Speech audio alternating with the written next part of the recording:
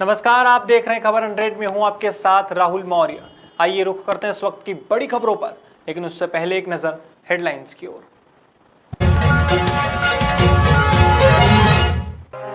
उज्जैन में मधुमक्खी के काटने से युवक की मौत, खेत में काम करते वक्त मधुमक्खी ने काटा।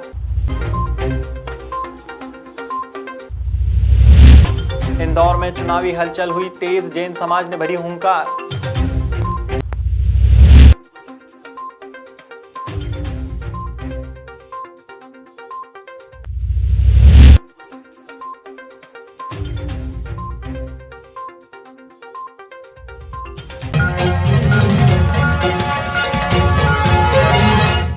बीते दिनों तराना के शिवपुरा गांव में अशोक मालवी पर मधुमक्खियों ने आक्रमण कर दिया था। देखते ही देखते मधुमक्खियों ने डंक मारते हुए अशोक मालवी के पूरे शरीर को सुझा दिया था। बमुश्किल मधुमक्खियों से पीछा छुड़ाते हुए अशोक मालवी को इलाज के लिए कायथा लाया गया, लेकिन इलाज के दौरान पीड़ित की मौत हो गई। बताया जा रहा है कि मृतक अपने स्वयं के गेहूं के खेत पर गेहूं को इकट्ठा कर रहा था और उसी दौरान पेड़ पर मौजूद मधुमक्खी के छत्ते ने मृतक अशोक मालवी को अपना शिकार बना लिया। चुनावी घमासान के बीच जैन समाज ने भी अपनी राजनीतिक भूमिका को आगे बढ़ाने के लिए चुनावी मैदान संभाल लिया है। नगर निगम के आगामी चुनाव को देखते हुए जैन फोरम ने एक बैठक रखी। इस बैठक में निर्णय लिया गया कि किसी भी पार्टी से जैन समाज के व्यक्ति को उम्मीदवार बनाया जाता है तो उसे जिताने के लिए पूरा समाज तन मन धन से एकजुट होकर साथ खड़ा रहेगा। इस दौरान जैन फोरम के संस्थापक अशोक मेहता ने बताया कि दिगंबर और श्वेतांबर समाज के सभी लोगों ने जैन समाज को आगे बढ़ाने के लिए संकल्प लिया है। साथ ही राजनीतिक भूमिका बनाने के लिए एक मीटिंग रखी है। इसका गठन मात्र इसलिए किया गया है कि जैन समाज का प्रभाव, प्रभुत्व और प्रतिनिधित्व अन्य कई क्षेत्रों में बहुत है, लेकिन राजनीतिक प्रभाव देखा जाए तो बहुत क्षीण है। हम ये चाहते हैं कि अब वो समय आ गया है कि जैन समाज संगठित होकर एक ही मांग हमारी है कि हमें आप चाहे किसी भी पार्टी से राजनीतिक महत्व दें, राजनीतिक पद हमारे समाज के व्यक्तियों को दें, चाहे संगठन में दें, चाहे आप चुनाव में दें। और पूरा जैन समाज ने अब ये कृत संकल्पित हो गया है कि हम जैन कैंडिडेट को जिताएंगे हर हाल में, तन मन और धन तीनों से। पब्लिक सेक्टर की 2 बैंकों के निजीकरण के खिलाफ करीब 10 लाख बैंक कर्मचारी हड़ताल पर हैं। इससे बैंक शाखाओं में जमा निकासी सहित चेक क्लियरेंस और लोन अप्रूवल सर्विसेज जैसी आदि सेवाएं प्रभावित हुई हैं। आपको बता दें, United forum of bank union ने मानव श्रृंखला बनाकर इंदौर प्रेस क्लब पर विरोध प्रदर्शन किया।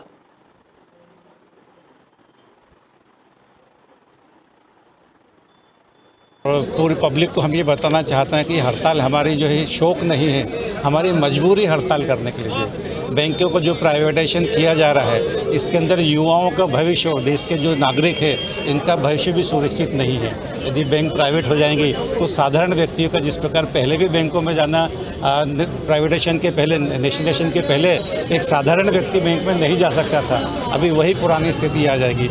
और सरकारी बैंकों पर जो पब्लिक विश्वास करती है और विश्वास के साथ अपना पैसा जो बैंक में जमा करके रखती है, अब यदि प्राइवेट हो जाएगा तो पूंजीपति जो है कभी भी अपने बैंक चालू करेंगे और उसमें पैसा इकट्ठा हो जाएगा, कभी भी दिवालिया घोषित कर देंगे। इससे कोई।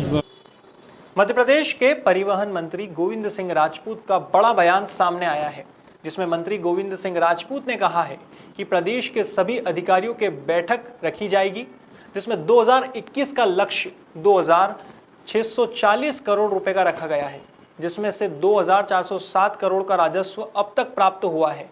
इसी के साथ मंत्री गोविंद सिंह ने कई महत्वपूर्ण जानकारियां साझा की है। तो राजस्व बहुत जरूरी है प्रदेश की अर्थव्यवस्था को मजबूत करने के लिए, उसमें हमारा विभाग भी एक अहम कड़ी है, ये पूरी कोशिश कर रहा है। दूसरा, अभी बहुत सारी घटनाएं जो घट जाती हैं जाने अनजाने में, उनको रोकने के लिए भी हमने सघन अभियान चलाया था, चेकिंग अभियान। उसके भी बहुत अच्छे नतीजे आए हैं। बहुत से लोगों में अब डर व्याप्त है कि चेकिंग पर्याप्त हो रही है और सुप्रीम कोर्ट की गाइडलाइन के अनुसार जो गाड़ी फुलफिल नहीं है उस पर कार्रवाई भी हो रही है। जिससे बहुत सी गाड़ियों के जुर्माना भी हमने किए हैं। मध्य प्रदेश में भाजपा की शिवराज सरकार पर एक गंभीर आरोप लगा है। व्यापम घोटाला 2 को लेकर शिवराज सरकार एक बार फिर सवालों के घेरे में आ खड़ी हुई है।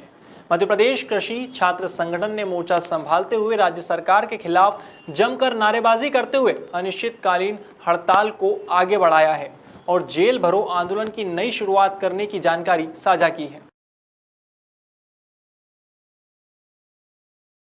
आंदोलन व्यापम घोटाले 2 को लेकर हम जेल भरो आंदोलन कर रहे हैं। आज हमको 29 दिन हो चुके लगातार आंदोलन करते करते, लेकिन सरकार की तरफ से अभी तक कोई भी कार्रवाई नहीं हुई है। सिर्फ झूठे आश्वासन दिए गए हैं। उसी को लेकर आज हम लोग जेल भरो आंदोलन करने जा रहे हैं और ये इंदौर, जबलपुर और ग्वालियर तीनों जगह हो रहा है और उसी को लेकर हमारा सारे छात्र आक्रोशित है। 21,600 बच्चों का भविष्य अधर में लटका हुआ है। यहाँ पे अधिकारी वर्ग मौजूद है, उनसे आपकी चर्चा हुई तो किस तरह का आश्वासन दे रहे हैं? इनकी तरफ से कोई आश्वासन नहीं। हमने बोला था जेल भरो आंदोलन, तो ये हमको जो इनकी प्रोसीजर है वो करना है और हम अपनी तरफ से गिरफ्तारी देना है जेल भरो के लिए। वहीं इस पूरे विरोध प्रदर्शन के दौरान छात्र संगठन से जुड़े छात्र छात्राओं ने अपनी मांगों को लेकर रैली निकाली और राज्य सरकार के खिलाफ अपनी नाराजगी जाहिर की।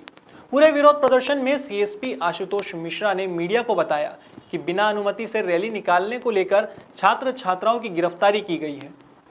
छात्रों की गिरफ्तारी हुई है। अभी करीब 50 से 60 लड़के हैं, स्टूडेंट्स हैं जो अपनी मांगों को लेकर रैली निकालना चाह रहे थे और कलेक्ट्रेट जाना चाह रहे थे। इनके पास परमिशन नहीं थी, इसलिए इनको गिरफ्तार किया जाकर प्रतिबंधात्मक कार्रवाई धाराओं के अंतर्गत उनको सीआई जेल भेजा जा रहा है। सर क्या मांगे थी इन लोगों की और क्यों मिलना चाह रहे थे लोग?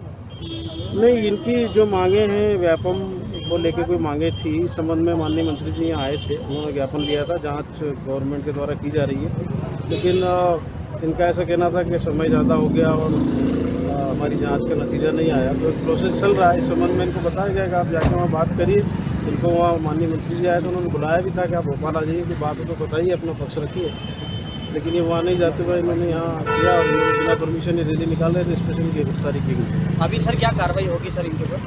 किन किन धाराओं के तहत मामला इनके ऊपर? अभी प्रतिबंधात्मक धाराएं लगेगी, उसको गिरफ्तारी। फिलहाल खबरों में इतना ही। देश और दुनिया की तमाम खबरों के लिए देखते रहिए खबर अंतरे, जनता की बुलंद आवाज।